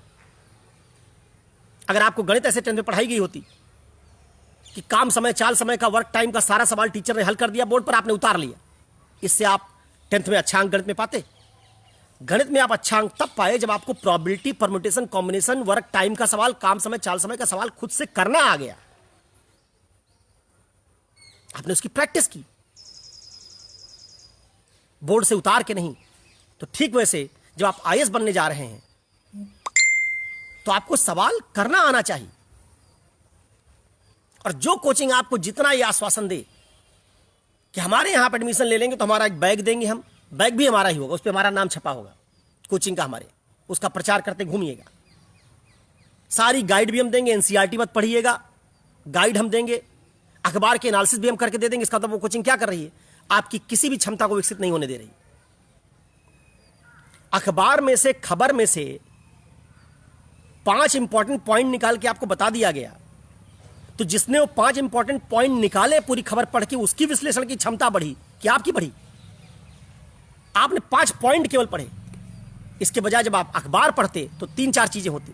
एक, अखबार की पूरी भाषा से आप परिचित होते तो आपकी शब्द भंडार, आपका वोकेबुलरी आपकी बड़ी होती, वोकैब विकसित होता। फिर आप उसमें शामिल तर्कों को समझ पाते, फिर विश्लेषण करने की प्रक्रिया से गुजरते, और तब 5 पॉइंट खुद निकालते कि 5 पॉइंट इस आर्टिकल में इंपॉर्टेंट पॉइंट है। इसके बजाय कोचिंग इंस्टीट्यूट्स ने आपको क्या किया, स्पून फीडिंग की आदत डाली और कह दिया आप कुछ मत करिए, सब कुछ हम कर देंगे। ये आपके इंटरेस्ट में नहीं है। मैं देखता हूं आजकल कोचिंग इंस्टीट्यूट्स में अच्छे ओरेटर्स, अच्छे टीचर्स नहीं, अच्छे ओरेटर्स का बोलबाला है, जो भाषण अच्छा देते हैं नेता की तरह, जिनकी एनालिसिस और रीजनिंग करने की पावर बेहतरीन है। वो पॉपुलर टीचर नहीं है। बच्चे क्लास में चुटकुला सुनने आते, उनको 500 बच्चे भीड़ में जब आएंगे और उनसे आप कोई क्रिटिकल बात करेंगे तो 500 की भीड़ 2 घंटे बैठना चाहेगी? 500 की भीड़ 2 घंटे तब बैठना चाहती जब 15-15 मिनट उनको हंसाते रहिए। तो जैसे मैं कहता हूं अक्सर कि न्यूज चैनल्स ने न्यूज देने के बजाय उसको मनोरंजन का साधन बना दिया है, वैसे कोचिंग इंस्टीट्यूट्स ने क्लास के साथ अब मनोरंजन का एक पैकेज बना दिया। जो टीचर जितना ज्यादा चुटकुला सुनाएगा, हंसाएगा, क्लास लाइट रखेगा, वो आपको अच्छा लगता है। आपको पता ही नहीं कि 2 घंटे कितने कीमती हैं। यहां मुझे हर दिन कुछ नए तर्क पता चलने चाहिए। इसलिए मैं मानता हूं कि किताब की ओर अगर लौटा जाए, लिखने का अभ्यास किया जाए, कोचिंग इंस्टीट्यूट्स में भी केवल इस बात की कोचिंग की जाए जहां आपको तर्क समझाए जा रहे हैं। अगर पॉलिटी, इतिहास, एथिक्स में कोई बात किताब में लिखी है और एग्जैक्टली वही बात मैं क्लास में पढ़ा रहा हूं, तो मेरी क्लास में आपको नहीं आना चाहिए। जब वो बात आप लेक्सिकन से, सुब्बा राव से, किसी एथिक्स की गाइड से बाहर पढ़ सकते हैं तो मेरी क्लास में क्यों बैठे? अगर आप पॉलिटी में कोई बात बीके शर्मा, सुभाष कश्यप, आर्टिकल 14 क्या पढ़ सकते हैं, तो आप आर्टिकल 14 क्या है ये पढ़ने के लिए मेरी क्लास में क्यों आ रहे हैं? आर्टिकल 14 की डिबेट्स क्या है, आर्टिकल 14 की चुनौतियां क्या हैं, ये पढ़ने के लिए तो आपको कोचिंग आना चाहिए। लेकिन आर्टिकल 14 क्या है, इसको पढ़ने के लिए अगर आप आते हैं, कौन सा आर्टिकल विदेशियों पर लागू होता है, कौन सा भारतीयों पर, आप इसको बनाने के लिए आ रहे हैं, तो इससे अब सवाल नहीं पूछा जाता। इससे आपको संतोष मिलेगा, अच्छा लगेगा, लेकिन ये यूपीएससी के लिए पढ़ाई नहीं है। तो विद्यार्थियों को जो सिविल सेवा की तैयारी कर रहे हैं, उनको जब तक वो अनसॉल्व पेपर नहीं देखेंगे, यूपीएससी पूछ क्या रहा है और टीचर पढ़ा क्या रहा है। जब मैं कोई चैप्टर पढ़ाऊं, मान लीजिए मैंने संविधान का मूल अधिकार पढ़ाया, तो मूल अधिकार पढ़ाने के बाद संविधान के मूल अधिकार से पूछे गए प्रीलिम्स और मेंस के लगभग सारे सवाल हल हो जाने चाहिए, और आपने विश्वास बन जाना चाहिए कि आप मुझसे मूल अधिकारों पर कोई चर्चा करेगा तो मैं बिना कोई किताब कॉपी देखे 20 मिनट उस पर बोल सकता हूं। मेरे अंदर वो इंसाइट डेवलप हो गया कि मैं मूल अधिकारों की पूरी संकल्पना की फिलॉसफी समेत उस पर पूछे जाने वाले किसी भी इंप्लाइड सवाल का जवाब दे सकता हूं। यह विश्वास अगर आपके अंदर टीचर ने पैदा किया, तब वो क्लास काम की है। अगर उसने सिर्फ यह बताया कि आर्टिकल 14 क्या है, उसमें क्या लिखा है, तो किताब में था, उसके लिए आप 1 घंटा नेहरू विहार, गांधी विहार, बघाड़ा, सलोरी से तैयार होके गए कोचिंग, साइकिल चला के, बाइक चला के, फिर लौटे और 2 घंटा वहां बैठे। 4 घंटा आपने खराब किया, जो 4 घंटा आप घर पर बैठकर आर्टिकल 14, 15, 16, 17 देख लेते, और बाद में इससे भी ना मन भरता तो उस कोचिंग का नोट्स ले लेते, जिस कोचिंग में आप जाते। जो उसने पढ़ाया टीचर ने, वो सब लिखा हुआ उसके नोट्स में। इन सब बातों से अगर आप, जैसे एक शब्द चला ना आजकल, भक्त, जैसा भक्त का कॉन्सेप्ट पॉलिटिक्स में आया है, वैसा ही भक्त का कॉन्सेप्ट कोचिंग इंस्टीट्यूट्स में आया है। 3-4 कोचिंग है दिल्ली में, उन्होंने भक्ति संप्रदाय खड़ा किया है। वो कहते हैं कि हम देश के बेहतरीन टीचर लेके अब आए हैं। 2013 से तुम कोचिंग चला रहे थे तो 7 साल बच्चों से झूठ बोला, एक साल 7-7 हजार बच्चों को पढ़ाया, और अब 4-5 टीचर जब तुम्हारे छोड़ के निकल गए तब कह रहे हो कि बेहतरीन नहीं थे। अरे क्या मजाक है? मतलब तुम्हारा बिजनेस खराब होगा तो तुम कह दोगे जो 5 लोग निकल गए बेहतरीन नहीं थे, तो उन 7 साल के लोगों का क्या होगा? और जिनको लेके आप कह रहे हो बेहतरीन हो, इनका दोगे स्टैम्प पेपर पे गारंटी कि ये पढ़ाएंगे तो रिजल्ट आएगा? आप में हिम्मत नहीं सवाल पूछने की कोचिंग इंस्टीट्यूट से, और उसके बावजूद बच्चे उस कोचिंग का बैग लटकाए घूम रहे हैं। इतने बच्चे पूछते कि 600 का आपने 500-400 का स्टाफ खड़ा कर रखा अपनी कोचिंग में, मैगजीन गाइड से लेके सब तो आप छापने लगे हो, नोट्स पूरा आप देते हो, टीचर आप पढ़वाते हो, तो रिजल्ट क्यों नहीं आ रहा है? भाई जब हम नोट्स भी आप ही का पढ़ते हैं, अखबार के एनालिसिस भी आप ही की पढ़ते हैं, सबसे बेहतरीन टीचर आप ही के पास है, 18 महीना पढ़ाते भी हो, तो जिम्मेवारी कौन लेगा तुम्हारी? वही कोचिंग है जो कहती है, एक कोचिंग है, बड़ी कोचिंग है, वो कहती है जनाब हिंदी साहित्य ले लीजिए, शिक्षित हो गए, स्क्रीन पे बैठ के हिंदी साहित्य पढ़ रहे हैं। क्यों ले लें? क्योंकि हमारे यहां हिंदी साहित्य पाने वालों को अंक ज्यादा आते हैं। तो जनाब जैसे आपने हिंदी साहित्य के लिए तर्क दिया कि इसको इसलिए ले लीजिए क्योंकि इसमें लोगों के अंक आते हैं, उसी तर्क से आप जीएस भी चलाते हैं अपनी कोचिंग में। तो फिर जीएस आपके यहां उन्हीं लोगों को पढ़ना चाहिए जब आप दिखा पाए कि आपके यहां जीएस पढ़ने वालों को अंक आए हैं। साल में 5,000-7,000 विद्यार्थियों को आप पढ़ा रहे हैं, दिखाइए ना कितना अंक आया आपके यहां पढ़ने वाले जीएस वालों को। बताइए कि सेकंड पेपर में कितना हाईएस्ट आया आपके यहां, फर्स्ट पेपर में किसको हाईएस्ट आया, थर्ड पेपर में किसको हाईएस्ट आया। ईमानदारी से डेटा जारी कीजिए, पोल खुल जाएगी आपकी।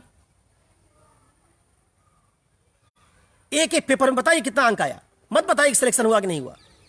जैसे हिंदी साहित्य में आप कहते हैं कि हमारे यहां पढ़ने पर, देखिए मैं हिंदी का डेटा दे रहा हूं, यूट्यूब पर एक लेक्चर पढ़ा, मैंने आज ही देखा, एक लेक्चर पढ़ा हुआ है कि हिंदी साहित्य लीजिए क्योंकि देखिए हिंदी फिलॉसफी इतिहास में तुलना करके हिंदी साहित्य में अंक कितना आया, 300 के ऊपर। जैसे आपने एनालिसिस की वैसे आप जीएस की भी एनालिसिस कर देते। मैं बिल्कुल मानता हूं कि हिंदी साहित्य में अंक ज्यादा है तो सब हिंदी साहित्य ले ले, लेकिन उसी तरीके से आपकी कोचिंग से जीएस तब लोगों को पढ़ना चाहिए जब आप जीएस में भी वही पैमाना अपना के दिखा दे कि हमारे यहां जीएस में देखिए इतना पढ़ने पर 7 साल में इतने लोगों को अंक आए, इसलिए हमसे जीएस पढ़िए। अब आप ये सवाल नहीं पूछेंगे तो मैं कोचिंग का होकर क्यों पूछूंगा? मैं तो 70-80 बच्चा पढ़ाता हूं एक बैच में, और उन 70-80 बच्चों को पढ़ा के भी हर साल 40-50-60 रिजल्ट प्रोड्यूस करता हूं। अब मेरे पास ना इंटरव्यू वाले छात्र हैं कि इंटरव्यू में किसी का नाम छाप लूंगा, ना प्रीलिम्स की टेस्ट सीरीज चलाता हूं कि उसमें फॉर्म भरवा के छाप लूंगा। 6 साल से अपना जो विषय पढ़ा रहा हूं उसमें दावा करता हूं कि हमारे अलावा आप किसी कोचिंग में हाईएस्ट मार्क्स पाने वाला दिखा दे। गट्स है, पढ़ाता हूं, कहता हूं पूरे भारत में हिंदी माध्यम मैं पढ़ाता हूं उसमें तुलना कर ले। इसके लिए ईमानदारी चाहिए। यही बात जब आप लोगों से नहीं पूछेंगे, सवाल नहीं उठाएंगे बड़ी बड़ी कोचिंग से, तो देखिए ये तो बिजनेस कर रहे हैं, जैसा मैंने कहा, इनको फर्क नहीं पड़ेगा। मैंने भी अभी 2-3 कोचिंग को ज्वाइन किया, 2 कोचिंग को पढ़ाने के लिए।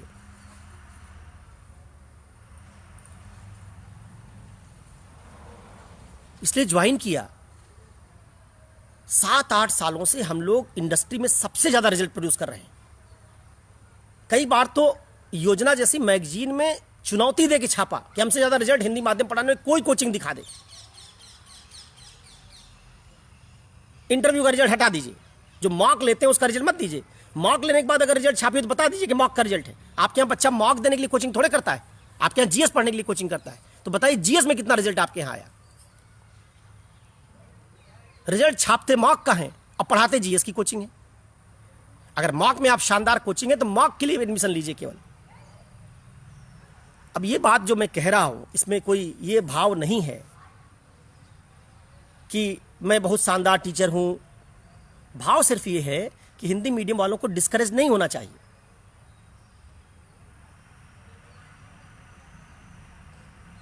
हिंदी माध्यम में भी पढ़कर, चलो हिंदी माध्यम में भी छिड़कर पढ़कर आप इंग्लिश माध्यम के विद्यार्थियों का मुकाबला कर सकते हैं, बशर्ते इंटीग्रिटी के साथ आपको पढ़ाया जाए। आपको ईमानदारी से यह बात बता दी जाए कि क्या पढ़ना पड़ेगा। आपको ईमानदारी से बात बता दी जाए कि कितनी चुनौतियां हैं, आपको लिखना सीखना पड़ेगा। परीक्षा इतनी आसान नहीं, मेरे चाहने से या मेरा पैर छूने से आप आईएएस नहीं बन जाएंगे।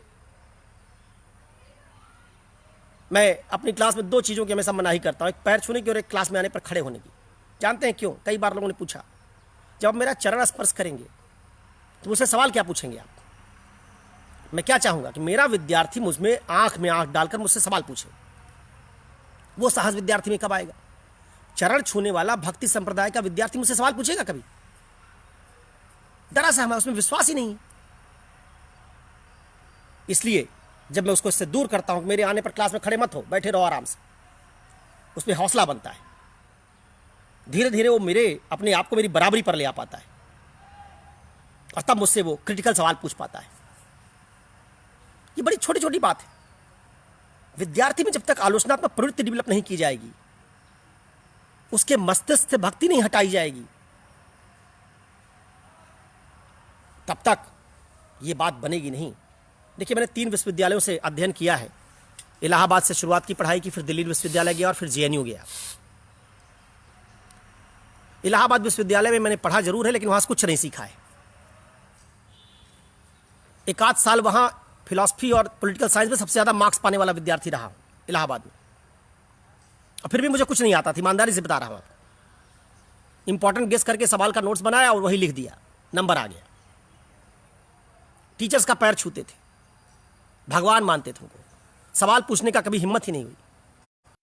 दिल्ली यूनिवर्सिटी में गए, हालांकि अब दिल्ली यूनिवर्सिटी बड़ी खराब हो गई, स्तर नहीं बचा वो, लेकिन जब गए टीचर से हेलो और गुड मॉर्निंग बोलते थे। मुझे याद है कि फिलॉसफी डिपार्टमेंट में हम लॉन में बैठकर पढ़ते थे। टीचर वहीं बैठा होता था। एक टीचर थे हमारे प्रियदर्शी जेतली, बहुत सारे मित्र मेरे फेसबुक इसमें जुड़े हैं जो फिलॉसफी मेरे साथ उन्होंने पढ़ा है, जानते हो, सुन रहे हो तो उनको भी पता चलेगा कि वो पुरानी बात। टीचर लॉन में जमीन पर बैठ जाता था और हमको प्लेटो पार्मेनाइडिस डायलॉग पढ़ाता था, हमको सवाल पूछने के लिए प्रेरित करता था, हम उसकी बात काटते थे, हमको सिखाता था। उस तरह के शिक्षकों ने हमारा आत्मविश्वास खोल दिया, हमको पढ़ने के लिए प्रेरित किया, और उन शिक्षकों की बदौलत हमारी विश्लेषण की क्षमता विकसित हुई। मैं जब इलाहाबाद से गया था तो मुझे 4 लाइन अंग्रेजी पढ़ना नहीं आता था, और एमए फर्स्ट ईयर में मुझे अच्छी तरह याद है, मेरे बैचमेट्स कई फेसबुक फ्रेंड लिस्ट में हैं, अच्छी तरह याद है, कम से कम मैंने 400 से 500 पेज अंग्रेजी की किताब का अनुवाद किया था, अलग अलग किताबों का। उसमें प्लेटो पार्मेनाइडिस डायलॉग भी था, उसमें कांट की क्रिटिक ऑफ प्योर रीजन भी थी। 1000-1500 पेज मैंने हिंदी में अनुवाद किया था, अंग्रेजी सीखी। और मुझे हिंदी माध्यम में फर्स्ट ईयर का पेपर लिखने के बाद दिल्ली विश्वविद्यालय में उतने अंक आए 40 साल में किसी को नहीं आए थे, क्योंकि उस यूनिवर्सिटी ने मेरी क्षमता को खोला। मैं दिल्ली विश्वविद्यालय ना गया होता तो मैं जीवन में कभी भी इस विश्लेषण की क्षमता को हासिल ना कर पाता जो आज मेरे पास है। जेएनयू कुछ ही दिन रहा, बहुत कुछ सीखने के लिए मिला वहां। तो हमारी क्षमताओं को प्रकट करने का काम कोचिंग इंस्टीट्यूट्स को करना चाहिए। हमारी रुचि पढ़ने लिखने में बनानी चाहिए, किताबों की तरफ हमको मोड़ना चाहिए, नोट्स और गाइड पढ़ने के लिए हमको प्रेरित नहीं करना चाहिए। लेकिन दुर्भाग्य से कोचिंग इंस्टीट्यूट में पढ़ाने वाले शिक्षक वो हैं जो मजबूरी में सिविल सेवा में सिलेक्ट ना होने के कारण यहां पढ़ा रहे हैं। खुद इन्होंने अपने समय में गाइड पढ़कर एग्जाम को क्रैक किया था, इसलिए वही गाइड बच्चों को रिकमेंड करते हैं। ये ठीक नहीं है। तो ये ईमानदारी की बात है, जनरल बात जो है, हिंदी माध्यम से सिविल सेवा को क्रैक करना बहुत हद तक संभव है, लेकिन 4-5 शर्तें हैं। पहली, आप इस बात को मान लें कि आपको कुछ नहीं आता, नंबर 1, तभी आप सीख पाएंगे। नंबर 2, आप ये प्रण कर ले, प्रतिज्ञा कर ले कि गाइड से, नोट से कम पढ़ेंगे, किताब पढ़ने की तरफ लौटेंगे। स्पेक्ट्रम नहीं पढ़ेंगे, विपिन चंद्रा पढ़ेंगे। स्पेक्ट्रम पढ़कर इंग्लिश मीडियम वाले बच्चे का काम चल जाता, वो आपका नहीं चलेगा। उसकी विश्लेषण की क्षमता ज्यादा, तो स्पेक्ट्रम से केवल उसको तथ्य चाहिए। आपको एनालिसिस चाहिए, तो आपको विपिन चंद्रा की तरफ लौटना पड़ेगा। तीसरी बात, आपको ये मानना पड़ेगा, समझना पड़ेगा कि जैसे दरोगा की तैयारी करते समय आपने देखा होगा, जो लोग दरोगा की तैयारी करते हैं, एसआई बनना चाहते हैं, वो सेना में भर्ती होना चाहते हैं, साल 2-2 साल सुबह उठकर दौड़ते हैं, दौड़ में क्वालिफाई करने के लिए। आप किस परीक्षा से क्वालिफाई करेंगे? प्रीलिम्स में और मेंस में। प्रीलिम्स में क्या करना पड़ेगा? टिक लगाना पड़ेगा, एलिमिनेट करना पड़ेगा, और मेंस में 7-7.5 मिनट में आंसर लिखना पड़ेगा। तो आपको दरोगा की तैयारी करने वाले विद्यार्थी की तरह 2 साल रोज आंसर लिखना पड़ेगा। जब आप 7 मिनट में रोज 3 आंसर लिखेंगे, आधा घंटा आंसर राइटिंग पर देंगे, तो 3 आंसर अगर आप रोज लिखेंगे तो महीने में 90 आंसर होंगे, साल में करीब 1100-1200 आंसर होंगे। जब आप एक साल में 1100-1200 आंसर लिख देंगे तो आपको आंसर लिखना आ जाएगा। तब आप समझ पाएंगे कि कम समय में 7 मिनट में लिखना होता, शुरुआत कैसे करनी चाहिए, अलग अलग लिखने के तरीके क्या होंगे। ये कोचिंग नहीं सिखा पाएगी, ये आपको करना पड़ेगा। कोचिंग को उसकी शुरुआत जरूर करवानी चाहिए, आंसर की तरफ आपको प्रेरित करना चाहिए, कुछ आंसर लिख के सिखाने चाहिए, दिखाने चाहिए, लेकिन इसकी प्रैक्टिस आपको करनी चाहिए। जैसे एग्जाम बता देता है दरोगा की, आपको इसमें इतने मिनट में दौड़ पूरी करनी पड़ेगी, लेकिन वो दौड़ पूरी करने के लिए आप क्या करते हैं? कोचिंग थोड़े जाते हैं। रोज सुबह उठ के किसी जीआईसी, किसी भारत स्काउट गाइड, किसी मैदान का चक्कर काटते हैं, मारते हैं। वही बात, आपको आंसर लिखना सीखना पड़ेगा समय सीमा के भीतर। और तीसरी बात, व्यक्तित्व बनाना पड़ेगा। आईएएस में एक व्यक्तित्व का चयन होता है। आप सोचिए कि आपको अगर बोलने के लिए कह दिया जाए किसी टॉपिक पर, आप बैठकर ऐसे फेसबुक लाइव कर पाएंगे किसी ऐसे टॉपिक पर जो नया हो? अगर इतना विश्वास आप में नहीं, तो आप एक जिला चलाना चाहते हैं आगे चल के? आप चाहते हैं कि आपको देश की उस बेहतरीन परीक्षा में सिलेक्ट कर लिया जाए? तो जब ना आपको बोलना आ जाए, सोचना आ जाए, लिखना आ जाए, मत बनाना आ जाए, तब आप आईएएस बनने लायक हुए। तो इस व्यक्तित्व का निर्माण कीजिए। कुछ उपन्यास पढ़िए, कुछ साहित्य पढ़िए, कुछ समाजशास्त्र पढ़िए, भले आपका विषय नहीं है, फिर भी थोड़ा थोड़ा पढ़िए। व्यक्तित्व के आयामों को खोलिए। जब आप ऐसा करेंगे तो जिस दिन आप इंटरव्यू देने जाएंगे, उस दिन वो व्यक्तित्व आपका सामने दिखेगा, तब उसमें आपको अच्छे अंक आएंगे। तो व्यक्तित्व निर्माण करना 1, लिखना सीखना 2, किताब की तरफ लौटना 3, अपने भीतर की सारी क्षमताओं को प्रकट करना 4, निबंध एथिक्स जैसे पेपर में खास जोर देना 5, कोचिंग इंस्टीट्यूट पर अपनी निर्भरता कम करना 6, कोचिंग के शिक्षकों के प्रति भक्ति कम करना और उनसे क्रिटिकल तरीके से अंडरस्टैंडिंग की डिमांड करना 7। ये बातें मेरे ख्याल से की हैं, जो अगर एक विद्यार्थी अपने तैयारी में ले आए तो हिंदी माध्यम का होने के बावजूद इस परीक्षा को क्रैक कर सकता है। अगर आप गाइड में फंसे हुए हैं, आप कोचिंग इंस्टीट्यूट के टीचर्स का पैर छूते हैं, आप उनके आने जाने पर क्लास में उठक बैठक करते हैं, उनसे सवाल पूछने से डरते हैं, 700 की क्लास में 600 की क्लास में भीड़ का हिस्सा बन के संतुष्ट रहते हैं, आर्टिकल 14 जो सुभाष कश्यप और बीके शर्मा में लिखा है वही पढ़ने कोचिंग जाते हैं, तो भैया बहुत ईमानदारी से आपको बता दूं कि आप कोई काम धंधा शुरू कर दीजिए कम उम्र में। काहे 32 साल का होने के बाद फिर लौटेंगे घर? पहले लौट लीजिए। सिविल सेवा आपकी बस की बात अब नहीं रह गई है। आप इंजीनियर्स का, डॉक्टर्स का, आईआईटी के स्टूडेंट्स का मुकाबला नहीं कर पाएंगे, आप गलतफहमी में हैं।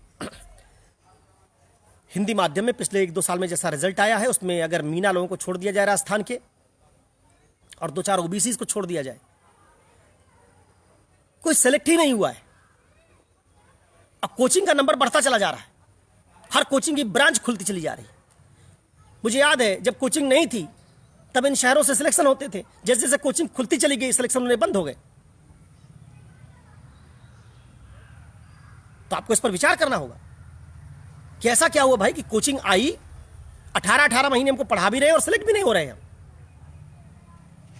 मार्क्स ने कहा था धर्म अफीम है, कहीं ऐसा तो नहीं कोचिंग अफीम है? सोचिएगा। मैं कोचिंग पढ़ाता हूं, इससे ज्यादा क्या बोलूं? और इससे ज्यादा अपनी आलोचना करना ठीक नहीं, अपने पैसे की आलोचना करना ठीक नहीं। फिर भी क्या कोचिंग की भूमिका नहीं है? क्या इंग्लिश मीडियम वाले कोचिंग नहीं करते? करते हैं, डिमांड अलग होती है। मैं हिंदी मीडियम में पढ़ाता हूं, इंग्लिश मीडियम में पढ़ाता हूं। हिंदी मीडियम में जो क्लास में 40 क्लास में पढ़ाता हूं, इंग्लिश मीडियम में वो क्लास 20 क्लास में खत्म हो जाती है, क्योंकि वहां चुटकुला सुनाने के लिए कोई स्कोप ही नहीं। विद्यार्थी को सिर्फ लॉजिक चाहिए, सिर्फ आर्ग्यूमेंट्स चाहिए। आप भी डिमांड पैदा कीजिए, आप मुझ पर दबाव तो बनाइए। आप जब स्थिति में मैं पढ़कर आऊंगा, कुछ मिल पर मैं बात कर रहा हूं और मिल आपने खुद ही पढ़ रखी है ऑन लिबर्टी, मुझसे आपसे सवाल पूछ लिया, अब टीचर के तौर पर मुझ पर दबाव आ गया कि यार बच्चा जब ऑन लिबर्टी पढ़ के आया है, सब्जेक्शन ऑफ इवेंट पढ़ के आया है, तब मुझे कुछ इसके सवाल का जवाब देने के लिए मुझे अतिरिक्त पढ़ना पड़ेगा। और यहां क्या है? यहां मैंने खुद ऑन लिबर्टी नहीं पढ़ी, उसको कहीं से 4-6 लाइन टेप याद कर लिया है और उसे 10 साल से काम चला रहा हूं। अब बच्चा उसी का नोट्स बना रहा है। बच्चे ने कभी मेरे ऊपर दबाव डाला ही नहीं। जब आपका टीचर ही इतना क्षमतावान नहीं, तो विद्यार्थी क्या क्षमतावान बनेगा? क्योंकि आपने अपनी क्षमता बढ़ाकर उस पर दबाव पैदा नहीं किया। ये बातें अगर आप समझते हैं तो सिविल सेवा की तैयारी को इस तरीके से अप्रोच कीजिए। अब मैं 4 वीडियोस मैंने बनाए हैं, उसको यूट्यूब पर कल परसों नरसों में अपलोड करूंगा। जब हो जाएगा आपको नोटिफिकेशन दे दिया जाएगा। सब्सक्राइब कर लीजिए। आपका मन हो तो, ना मन हो मत कीजिएगा। सब्सक्राइब कर लेंगे तो आपको नोटिफिकेशन मिल जाएगा। अमित इग्नाइटेड माइंड्स, AMIT, फिर गैप है, फिर इग्नाइटेड और फिर माइंड्स, गैप के बाद माइंड्स। ये चैनल का, यूट्यूब चैनल का नाम है। अभी बनाया है, मुश्किल से 10 दिन पहले। उस पर वीडियो की क्लैरिटी थोड़ी अच्छी होती है क्योंकि रिकॉर्ड होता है, उसकी स्ट्रीमिंग करने की ज़रूरत नहीं पड़ती इस तरीके से। वहाँ पर ये डालूंगा एक एक खंड पर, प्रीलिम्स में क्या करें, मेंस में क्या करें। अच्छा देखिए, मैं हर चीज़ का विशेषज्ञ नहीं हूँ, ये बात आपको बता दूँ। आपने सवाल पूछा है, अपनी समझ भर में आंसर दे रहा हूँ। मैंने कहा कि मेरी बात को भी आंख मूंद कर मत मान लीजिएगा। उसमें जहाँ आपको लगे कोई बात सत्य नहीं मत मानिएगा। सुना है ना आपने, सार को गही रहे थोथा दे उड़ाए। जितना सार लगे उतना ले लीजिएगा, बाकी उड़ा दीजिएगा। इसके साथ मैं आज का ये जो लाइव सत्र है इसको रोकता हूं। अलग अलग चरणों की परीक्षा की तैयारी के लिए अलग अलग सत्र रिकॉर्ड करूंगा। उससे संबंधित कोई अगर आपके दिमाग में सवाल है, प्रारंभिक परीक्षा को लेकर, मुख्य परीक्षा को लेकर, इंटरव्यू को लेकर, तो आप वो सवाल इसी में पोस्ट कर दीजिए जो ये लाइव चल रहा है। उन सवालों को देखकर मुझे एक इंसाइट मिल जाएगा कि आपकी किस तरह की चुनौतियों का जवाब देना है। जो लोग पीसीएस की तैयारी कर रहे हैं, पीसीएस के लिए एक अलग वीडियो बनाऊंगा, उस पर चर्चा करूंगा। ठीक है, तो ऑप्शनल पेपर कैसे चुने, पीसीएस की तैयारी कैसे करें, हिंदी माध्यम में सफल होने के लिए बदली हुई रणनीति क्या होनी चाहिए, आपको पूरी तैयारी का ब्लूप्रिंट क्या रखना चाहिए, इन चीज़ों पर अलग अलग थीम पर मैं अलग अलग वीडियोस अपलोड करूंगा। मेरी बात, मुझे लगता है कि मेरे बहुत सारे मित्र हैं कोचिंग इंस्टीट्यूट्स के जिनको मेरी बात से तकलीफ हुई होगी, उनसे क्षमा प्रार्थी हूँ। मैं कोचिंग का विरोधी नहीं हूँ, कोचिंग सकारात्मक काम करे तो, लेकिन झूठ बोलना भी सही नहीं है। सच्चाई यही है कि हिंदी मीडियम का रिजल्ट नहीं आ रहा है, और इस पर सारे हिंदी मीडियम की कोचिंग पढ़ाने वाले लोगों को जिम्मेवारी लेनी चाहिए। ज़्यादा जिम्मेवारी उन लोगों को लेनी चाहिए जिनके यहाँ 3-3, 4-4 हज़ार बच्चे पढ़ते हैं। चिंतन करें, वो पैसा कमा रहे हैं। मैंने 6 साल 7 साल कभी अपने आप को व्यवसायी नहीं बनने दिया, इतने रिजल्ट्स के बावजूद। सबसे अपील करूंगा, सारे टीचर से जो देख रहे हैं या देखेंगे, या उनको ये सत्र कोई बताएगा कि अमित कुमार सिंह ने बड़ी आलोचना कर दी आज, उन सारे टीचर से अपील करूंगा कि हमारी एक नैतिक जिम्मेवारी भी है। 10 साल बाद जब बच्चा सेलेक्ट नहीं होगा आपका पढ़ा, तो आपको गाली देगा। सोचिएगा इस पर। मेरा पढ़ाया बच्चा सेलेक्ट ना हो, लेकिन कम से कम ये तो कहे कि सर ने सही पढ़ाया था। हमारा दायरा ज्ञान का बढ़ा दिया था, कंपटीशन ज्यादा था इसलिए मैं सेलेक्ट नहीं हो पाया। लेकिन पढ़ाने के बाद अगर ये कहेगा जो पढ़ाते पेपर देखते तो हाथ पांव फूल जाता है, तब फिर ठीक नहीं है। ऐसा मत पढ़ाइए। आप जितने सर लोग हैं, बड़ा सम्मान करता है विद्यार्थी आपका, बड़ी उम्मीद रखता है आपसे। कोचिंग के साथ थोड़ी नैतिकता जोड़िए। नहीं जोड़ेंगे तो कालिदास बन रहे हैं, जिस डाल पर बैठे उसी को काट रहे हैं। आज आप पैसा कमा लेंगे, लेकिन 5 साल 8 साल बाद यही विद्यार्थी आपके नाम पर आपका अपमान करेगा। विकल्प आपके पास है। आप सिर्फ पैसा कमाना चाहते हैं, 8 साल बाद लोग आपको कैसे याद करेंगे ये भी सोचना चाहते हैं। धन्यवाद।